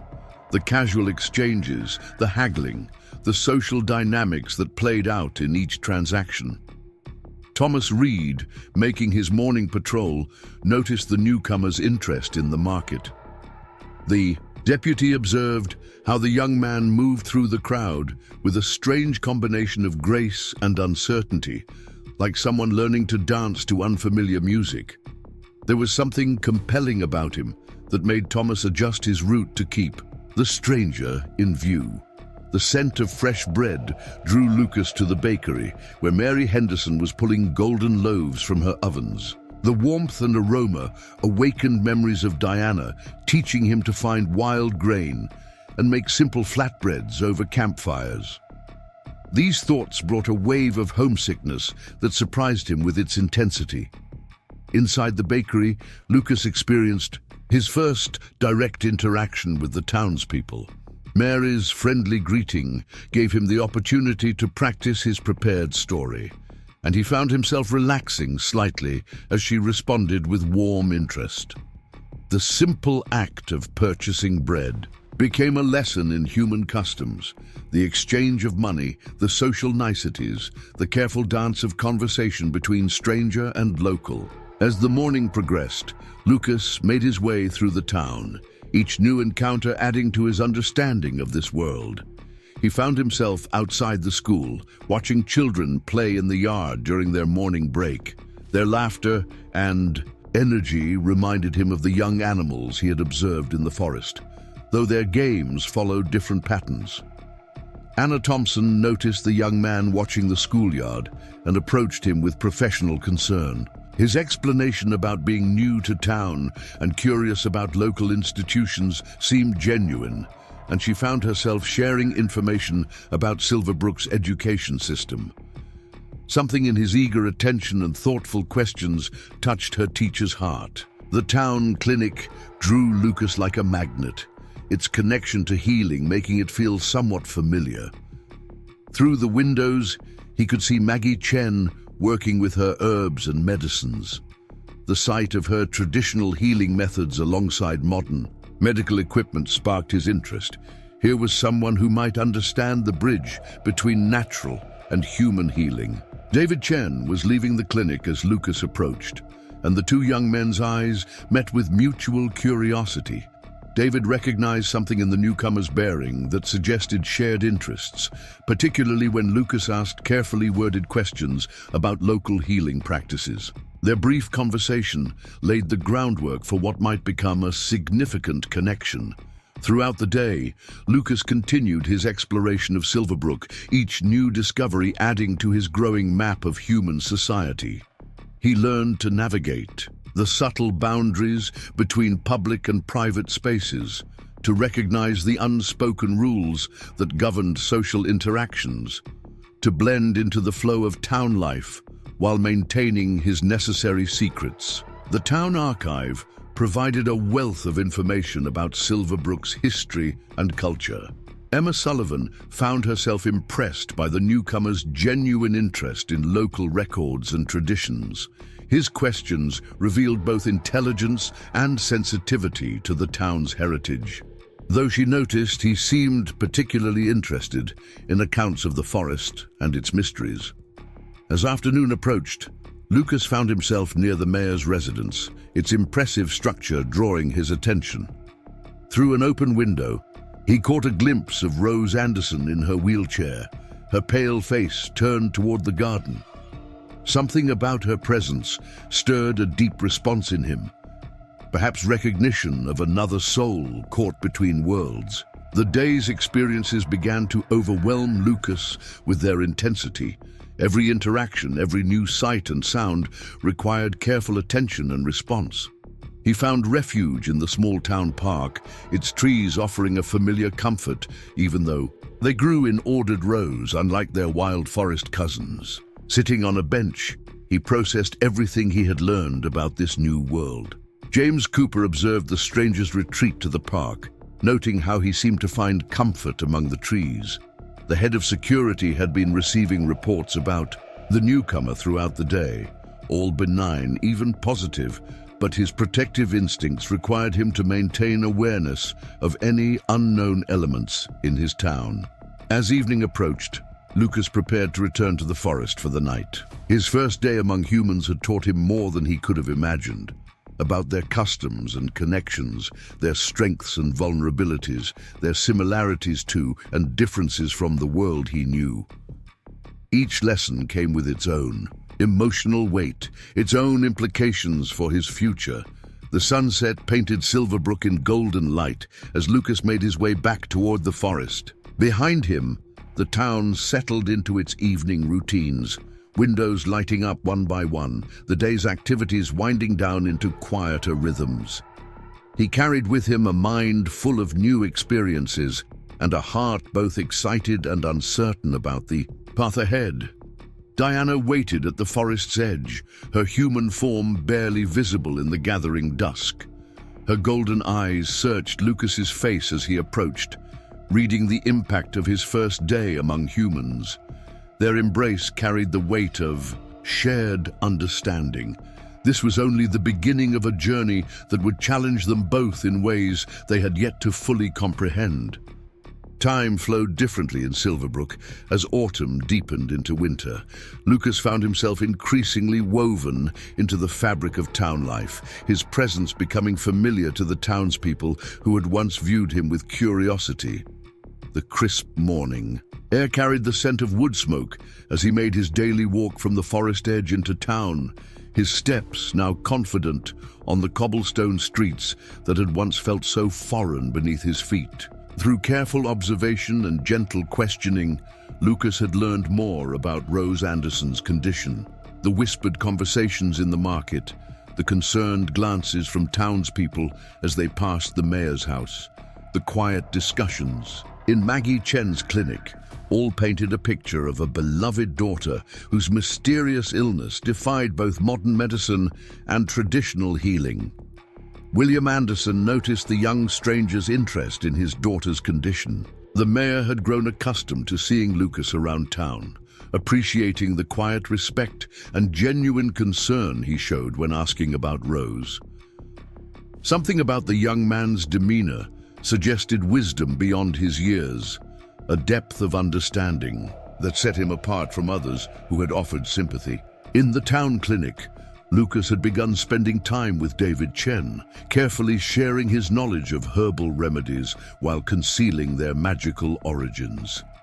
Their discussions often turned to Rose's case, with David expressing frustration at the limitations of both modern medicine and his grandmother's traditional treatments. Each conversation pulled at Lucas's heart, knowing he carried knowledge that might help but was bound by ancient laws to keep silent. Rose herself had begun to look forward to Lucas's visits to the garden. On days when her strength allowed, she would sit near the window or in her wheelchair among the winter-dormant flowers, sharing quiet conversations about books, nature, and life. Something in his presence seemed to ease her suffering, though neither could explain why. The weight of his secret knowledge grew heavier with each passing day. Lucas found himself lying awake in Crystal Cave, the soft glow of formations no longer providing the comfort they once had. Diana noticed his troubled sleep, his distracted manner during their evening conversations, the way his eyes carried shadows that hadn't been there before.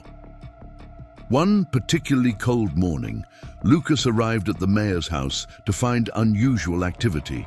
Rose had taken a turn for the worse during the night, her breathing labored, the silvery sheen in her eyes more pronounced than ever. The sight of her struggling sent waves of emotion through Lucas, compassion, frustration, and a deepening sense of responsibility that threatened to overwhelm him. That evening, in the privacy of Crystal Cave, Lucas finally voiced the thoughts that had been haunting him. Diana listened in her human form as he spoke of Rose's deteriorating condition, of the town's helplessness, of his growing conviction that they had the power to help. Her golden eyes reflected both understanding and concern as she recognized the moral crossroads her son had reached. The discussion lasted through the night, crystalline formations casting ever-shifting shadows as they explored the complexities of the situation. Diana spoke of the ancient laws governing the use of magical healing, of the delicate balance between human and forest realms, of the consequences that could flow from breaking that balance. Her words carried the weight of centuries of wisdom, yet also the pain of watching suffering that she had the power but not the right to ease. Lucas paced the cave as they talked, his movements reflecting the turmoil in his soul. He understood the reasons behind the restrictions on magical healing, had grown up learning about the importance of maintaining the boundary between worlds. Yet watching Rose fade day by day challenged everything he thought he knew about right and wrong. Dawn approached as their conversation reached its crucial point. Lucas stood at the cave entrance, watching the first hints of light touch the winter-bare trees. His voice carried both determination and uncertainty as he spoke of finding a way to help that wouldn't violate the ancient laws. Diana's response was gentle but firm. There were no loopholes in magic this old, no way to bend rules established by powers beyond their understanding. The forest itself seemed to respond to their discussion, winter winds carrying whispers of warning through bare branches. The ancient trees that had witnessed centuries of human suffering and magical intervention stood as silent guardians of knowledge too profound for mortal understanding. Their presence reminded both mother and son of the greater forces at work, In their world, as Lucas returned to town that morning, his steps were heavy with the weight of decision. The sight of smoke rising from chimneys, of townspeople going about their daily routines, of life continuing while Rose slipped away, filled him with a sense of urgency that warred with his lifelong teachings about magical boundaries. In the town square, Lucas encountered William Anderson. The mayor's face showed the strain of another sleepless night, spent watching his daughter struggle for breath. Their brief conversation, filled with unspoken pain and helpless concern, added another layer to Lucas's moral dilemma. The human connection he had formed with these people now pulled against the magical laws he had sworn to uphold. Throughout the day, Lucas found himself drawn repeatedly to the mayor's house, watching from a distance as doctors came and went, as townspeople left flowers and cards, as the community rallied around their beloved Rose. Each visit deepened his understanding of human bonds, of the connections that made people risk everything for those they loved. Evening found Lucas in the town archives, poring over ancient records with Emma Sullivan's permission. He searched for any precedent, any historical instance of magical healing that might guide his decision. The dusty volumes held tales of the White Guardian's power, but also warnings about the price of disturbing the balance between worlds. In Maggie Chen's clinic, Lucas listened as the wise woman spoke of exhausting every possible treatment, of combining modern medicine with traditional healing arts, of reaching the limits of human knowledge. The frustration in her voice echoed his own inner turmoil, the feeling of holding back something that could help, of watching suffering that might be prevented. The winter moon rose over Silverbrook, its light casting long shadows across the snow-dusted streets. Lucas stood in the town square, feeling pulled between two worlds, the human realm with its immediate needs and emotional connections, and the magical forest with its ancient laws and timeless wisdom. The choice before him seemed impossible, yet increasingly unavoidable. Back in Crystal Cave, Diana sensed the approaching decision in her son's troubled eyes. She had witnessed similar struggles throughout her centuries as guardian, humans facing the temptation to reach for magical solutions to mortal problems, each choice carrying consequences that rippled through generations. Her heart ached for Lucas, knowing she could guide but not decide for him. The crystal formations pulsed with unusual intensity as Lucas voiced his growing conviction that they needed to find a way to help Rose. Their light seemed to respond to the emotion in his voice, creating patterns that danced across the cave walls like living things. Diana watched these displays with ancient eyes, reading meanings in their movements that spoke of changes yet to come. As midnight approached, Lucas and Diana sat together in the soft crystal light, their conversation returning to the fundamental questions of power and responsibility, of love and law, of individual choice and universal balance. Each word seemed to carry the weight of centuries, each silence filled with unspoken understanding of the stakes involved. The decision, when it finally came, arrived not with thunderous certainty, but with quiet determination. Lucas spoke of his inability to watch Rose suffer when they had the power to help, of his willingness to accept whatever consequences might come from breaking the ancient laws. His voice carried both resolution and fear, understanding that this choice would change everything. Diana listened with the wisdom of ages, hearing in her son's words echoes of choices made throughout human history, moments when heart overruled head, when compassion challenged law, when individuals chose to act despite knowing the price would be high. Her golden eyes held both love and sorrow as she recognized the inevitability of what was to come. The night deepened around them as they began to plan. If this path was chosen, it would need to be walked with full awareness of its implications. Diana shared knowledge she had hoped never to reveal. The precise nature of her healing power, the specific requirements for its use, the inevitable consequences that would follow its application. Each detail added weight to Lucas's decision, yet also strengthened his resolve.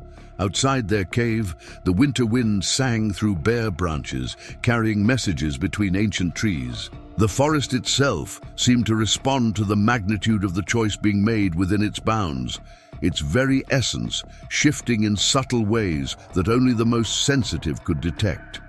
Nature itself held its breath, waiting to see how this latest chapter in the eternal dance between human need and magical law would unfold. Winter's grip held tight on Silverbrook as Lucas made his way to the mayor's house under cover of darkness. Snow crunched beneath his feet, each step leaving a trail that would soon be erased by the gently falling flakes. His breath fogged in, the cold air as he approached William Anderson's door, his heart pounding with the weight of what he was about to set in motion.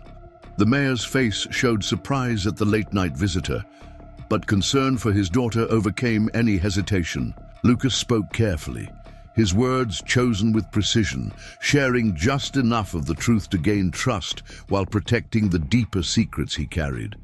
He spoke of ancient remedies, of healing passed down through generations, of hope found in forgotten knowledge.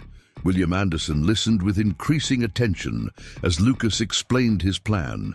The mayor's eyes, tired from endless nights of worry, began to show the first glimmer of hope they had held in months. Each word Lucas spoke seemed to lift a small portion of the burden from the father's shoulders, even as it added to the weight. In Lucas's own heart, the town's protectors would need to be involved. James Cooper arrived within the hour, his deputy Thomas Reed close behind. They listened skeptically at first as the mayor explained Lucas's proposal, but the young man's quiet conviction and William's desperate hope gradually won them over. Plans were made, preparations discussed, all while Lucas carefully guided their assumptions away from the truth about the source of the healing they sought. Maggie Chen was summoned next, her traditional healer's knowledge deemed essential to the plan. The wise woman studied Lucas with knowing eyes as he outlined the role she would play. Something in her ancient wisdom recognized deeper currents at work, though she kept her suspicions to herself. Her questions were precise, professional, yet carried undertones of understanding that made Lucas wonder how much she truly knew. Dawn approached as the small group finalized their preparations. Lucas returned to the forest, ostensibly to gather what they would need, his heart heavy with the knowledge of what truly lay ahead. Diana waited in their crystal cave, her golden eyes reflecting both sorrow and acceptance as she transformed into her serpent form one last time. The forest seemed to mourn as Lucas led the hunting party through paths he knew by heart. James Cooper took point, his rifle ready, while Thomas Reed and two other deputies followed with nets and ropes. The mayor insisted on coming despite Lucas's protests, his desperation for his daughter's sake overriding any fear. Snow continued to fall as they approached Crystal Cave, the white flakes catching the first rays of morning sun. Lucas felt each step like a physical pain, knowing he led these men to the being who had raised him, who had given him everything.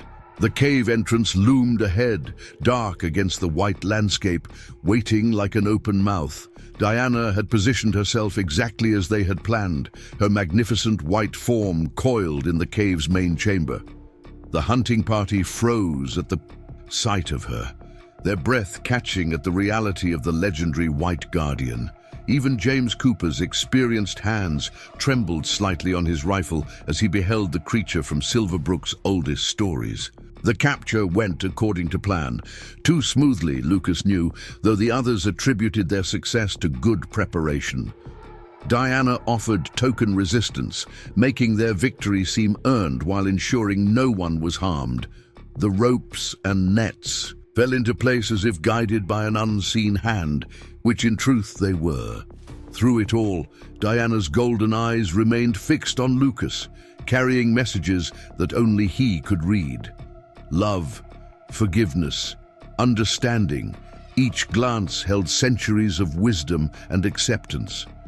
The others saw only a captured creature, But Lucas witnessed the willing sacrifice of a mother for her child's choice. The journey back to town stretched eternal in Lucas's mind, each step adding to the burden of his betrayal. The hunting party moved carefully through the snow, their precious cargo secured with ropes that Lucas knew were unnecessary. Diana allowed herself to be led, her serpentine form moving with a grace that even captivity couldn't diminish. Silverbrook stirred to life as they approached, windows lighting up as word spread of their success.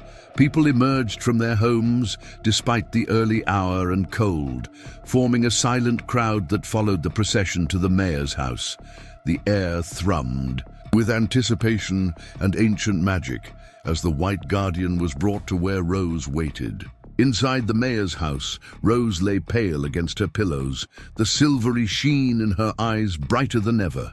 Her breath came in shallow gasps, each one a reminder of why Lucas had chosen this path.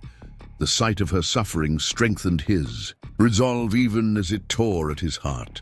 The ritual had been carefully planned to appear as natural as possible. Maggie Chen prepared the room with herbs and incense, creating an atmosphere that blended traditional healing with the deeper magic about to unfold.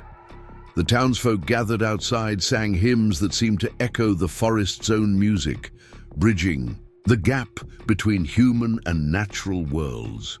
Diana's eyes met Rose's across the room, golden gaze connecting with silver-touched brown. Something passed between them in that moment, an understanding that transcended human comprehension. Rose showed no fear of the massive serpent, as if recognizing on some deep level the nobility and sacrifice in the creature before her. The actual healing happened quickly.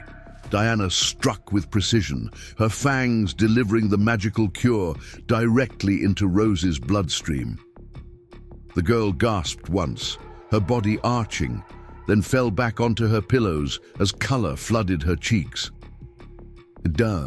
Silvery sheen in her eyes faded, replaced by natural warmth and life. Cheers erupted from the gathered crowd as Rose sat up for the first time in months. William Anderson wept openly, gathering his daughter in his arms as she laughed with joy and newfound strength. The celebration spread through the room, through the house, through the entire town, a release of months of collective worry and fear. Only Lucas noticed the subtle changes beginning in Rose, even as she celebrated her cure. The faint iridescence appearing beneath her skin, the slight alteration in her movements, the barely perceptible shift in her gaze. Diana had warned him of the price, but seeing it begin to manifest sent chills down his spine. The White Guardian was taken to a secure location, carefully guarded while the town decided her fate. Lucas heard the discussions among the town council members, debates about studying her healing powers, about using them to help others, about the potential for Silverbrook to become a center of miraculous cures. Evening fell over the celebrating town, lights blazing from every window as people shared the joy of Rose's recovery. Music and laughter filled the streets, a sharp contrast to the quiet weight settling in Lucas's heart. He stood in the shadows, watching the festivities, knowing that the true consequences of his choice were yet to reveal themselves. Diana remained in her makeshift prison, accepting food and water brought by amazed townsfolk who couldn't quite believe they had captured the legendary White Guardian. Her golden eyes held secrets she would never share, wisdom gathered through centuries of watching humans grapple with power beyond their understanding. Rose retired to her room as night deepened, exhausted but happy, unaware of the changes already. Beginning within her, her father checked on her regularly, each visit a celebration of her miraculous recovery. The joy in the Anderson household was palpable, a bright flame that would soon be tested by the price of magical healing. Lucas moved through the shadows of Silverbrook, his steps taking him past celebrating townspeople, past the guarded building, where Diana waited, past the mayor's house where Rose slept. Each step felt like another turn of a key in a lock, sealing them all into a fate he had chosen but couldn't fully control. The stars emerged one by one above the snow-covered town, their ancient light witnessing another chapter in the eternal story of human desire and magical consequence. Tomorrow would bring its own challenges, its own revelations, its own prices to be paid. For now, the night held both celebration and sorrow, joy and regret, triumph and trembling anticipation of what was yet to come. Dawn broke over Silverbrook with an unnatural stillness. The celebrating crowds had dispersed hours ago, leaving streets empty save for the fresh snow that continued to fall. Inside the mayor's house, Rose Anderson woke to find her skin glowing, with a faint, pearlescent sheen that hadn't been there the night before. Her movements felt different, more fluid, as if her bones were softening like wax in summer heat. William Anderson's joy at his daughter's recovery turned to ash in his mouth as he watched the transformation begin. The silvery patterns that had once been a symptom of her illness now spread across her skin like frost on a window, beautiful and terrible in their inexorable advance. Rose's eyes, clear and bright just hours ago, began to take on a golden tinge that seemed to illuminate her face from within. The town erupted into chaos as word spread of Rose's transformation. People gathered in the square, their excited celebrations of yesterday replaced by fearful whispers and accusations. James Cooper ordered his deputies to maintain order while the town council convened an emergency session. The mayor's absence spoke volumes. He remained at his daughter's side, watching helplessly as magic claimed its price. In her secured room, Diana remained motionless, her serpentine form coiled in apparent rest. The guards watched nervously as the massive white python's scales seemed to glow brighter with each passing hour, matching the changes occurring in Rose. Golden eyes remained fixed on the window, waiting for the moment when truth would reveal itself fully. Lucas moved through the panicked crowds like a ghost, his heart heavy with the knowledge of what was to come. He had known the price of magical healing, had understood the consequences, yet seeing them unfold still shook him to his core. The town's fear and confusion pressed against him like a physical weight, each frightened face a reminder of his role in what was happening. Rose's transformation accelerated as the morning progressed. Her limbs began to elongate, her movements becoming more serpentine with each passing moment. The mayor's house filled with the sounds of breaking furniture as her changing form required more space. Through it all, Rose remained eerily calm, as if some part of her had always known this would be her fate. Maggie Chen arrived at the Anderson house, her arms full of ancient texts and healing supplies. The wise woman's face showed no surprise at Rose's condition, only a deep sadness born of understanding too late the true nature of magical healing. She worked tirelessly to ease Rose's physical discomfort, though she knew nothing could stop what had been set in motion. The town council's meeting dissolved into chaos as members argued about responsibility and action. Some called for the White Guardian's destruction. Others insisted on trying to force her to reverse the transformation. Through it all, Emma Sullivan sat quietly, piecing together ancient records that spoke of similar events in the town's history, warnings that had been forgotten or ignored. Snow continued to fall as Rose's transformation reached its peak. Her human form dissolved completely, replaced by a serpentine body covered in scales white as the newly fallen snow. Golden eyes, so like Diana's, blinked open to survey a world that looked entirely different through a predator's vision. The mayor fell to his knees beside what had been his daughter, his dreams of her recovery shattered by this impossible reality.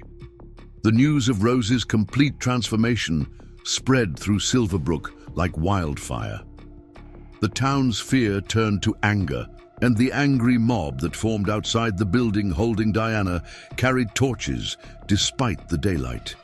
James Cooper and his deputies formed a protective line, but their own fears made their hands shake on their weapons. Lucas knew the moment had come for truth to be revealed. He made his way to the mayor's house, each step feeling like it carried the weight of centuries. The crowd parted before him, something in his bearing commanding their attention.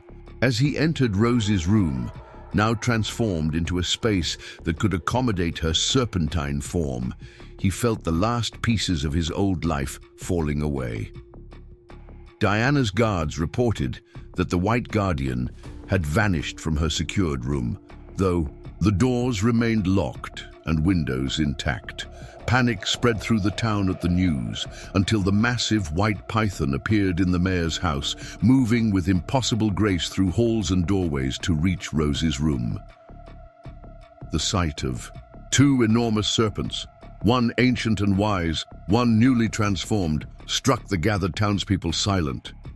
William Anderson looked between the two serpentine forms, understanding dawning in his grief-stricken eyes. Rose's new form mirrored Diana's in every detail, from the pearly scales to the golden eyes that held human intelligence. The price of magical healing became clear, not just a cure, but a complete transformation into a being like the one who had provided it. Lucas stepped forward then, his voice carrying the weight of centuries as he revealed the truth. He spoke of Diana raising him in the forest, of ancient laws governing magical healing, of prices that must be paid when such power is taken by force rather than freely given. Each word fell like snow on the silent crowd, building into drifts of understanding that changed their world forever. The mayor's grief transformed as he listened, understanding replacing anger. Rose, in her new form, moved with increasing confidence, her serpentine body somehow managing to convey both power and grace. She approached her father, golden eyes meeting his tear-filled ones, communicating without words that she remained his daughter despite her transformed state. Diana's presence filled the room with ancient magic as she shared her own story for the first time. Through Lucas, she spoke of centuries of guardianship, of watching over Silverbrook, of the delicate balance between human need and magical consequence. Her words carried the wisdom of ages, helping the townspeople understand that what they saw as a curse was also a form of blessing. Rose would now share Diana's power and purpose, becoming a second guardian for their community. The snow finally stopped as afternoon turned to evening, leaving Silverbrook transformed in more ways than one. The town council, after long deliberation, acknowledged the truth of what had happened and began the process of adapting to their new reality. The forest's magic could no longer be dismissed as mere legend. It had manifested in their midst, changing their understanding of the world forever. Rose's adaptation to her new form progressed with surprising speed. Under Diana's guidance, she began to learn the abilities that came with her transformation. The power to heal, to protect, to maintain the balance between human and magical realms. Her father watched with a mixture of sorrow and pride as she grew into her new role, understanding that while he had lost the daughter he knew, she had gained something extraordinary in return. Lucas found himself bridging the gap between town and forest as never before. His role as translator and mediator became crucial as Silverbrook adjusted to having two magical guardians. The townspeople's fear gradually gave way to acceptance, then to a deeper appreciation of the ancient magic that had always been part of their home. Diana and Rose established a new balance in the forest, their dual guardianship creating patterns of protection and healing that strengthened the bonds between human and magical worlds. The crystal cave expanded to accommodate both guardians, its magical properties enhanced by their combined presence. Together, they would watch over Silverbrook for centuries to come, maintaining the delicate balance between mortal need and magical power. The story of the White Guardian and the town that discovered the true price of magical healing became legend, passed down through generations. Parents would tell their children about the importance of respecting ancient powers, of understanding that every gift carries a cost, of recognizing that transformation isn't always a curse. The tale served as both warning and inspiration, a reminder of the magic that exists just beyond the edge of ordinary sight. As winter melted into spring, Silverbrook found a new normal. The sight of two white serpents moving through the forest became a source of comfort rather than fear. Lucas continued his role as bridge between worlds, helping maintain the balance his choices had created. The town flourished under the protection of its dual guardians, growing into a place where magic and mundane existed in harmony. If you enjoyed this tale of transformation and consequence, you'll want to discover what happens when ancient magic meets modern life in your next adventure.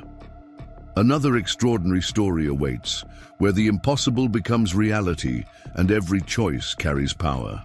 Your next journey into wonder is just a click away.